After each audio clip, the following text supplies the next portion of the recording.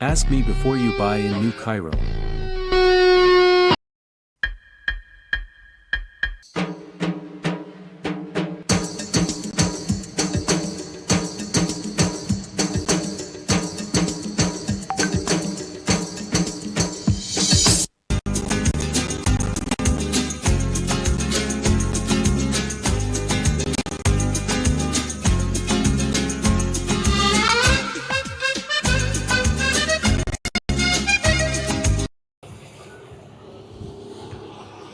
قبل ما نعرف ازاي نشتري في الساحل لازم نعرف بس الساحل ده عباره عن ايه.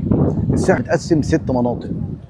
في فرق يا جماعه ما بين الساحل القديم اللي هو الساحل الطيب، وفرق ما بين الساحل الشرير اللي هو على طول الساحل الطيب والساحل الشرير. فرق قبل الكيلو 100 حاجه وبعد الكيلو 100 حاجه. لسه واصل يا ماما.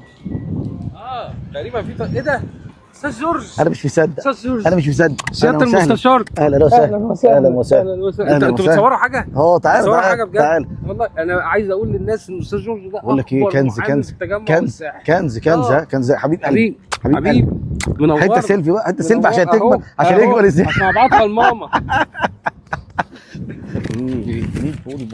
100 جنيه ايه يا استاذ جورج؟ يا عم انت ما شفتش الكلمتين اللي انا عملتهم؟ بقول لك ايه، وانا وشي اتجاب في الكاميرا ما ينفعش. اعملي زي بوحه. ايه ده بيصور. ايه ده بيصور. امسكوا الواد ده. بتصور. بعد الفاصل الكوميدي بقى اللي انتوا شفتوه بقى، واحد جماهيري العريضه اللي قال لي عايز سيلفي معاك. احنا مأجرينه ما تقلقوش. مبدئيا كده عايزين نتكلم بقى على الساحل ما بين قبل الكيلو 100 حاجه والساحل بعد الكيلو 100 حاجه. اولا يا جماعه بعد الكيلو 100 الساحل كله متغير. ما بين مدينه العلمين الجديده القرى، طبعا الساحل الشرير اللي هنقول الشرير طبعا. طبعا القرى طبعا بعد مارينا وضع، من اول مارينا هنقول من اول مارينا كده الوضع لحد سيدي حنيش بقى، ما بين غزاله بي وبعد كده عالمين وغزاله بي وبعد كده الضبعه وبعد الضبعه راس الحكمه وبعد كده سيدي حنيش. طبعا الاسعار طبعا متفاوته.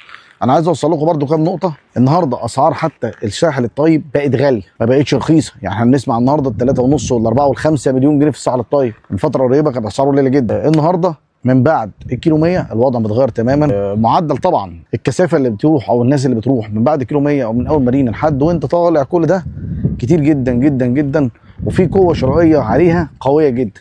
كله عايز يقعد في الساحل ويشتري في الساحل النهارده، لان هي فيما بعد هتتوجه هتبقى مدينه ساحليه عالميه. خلي بالكم من الكلمتين دولت.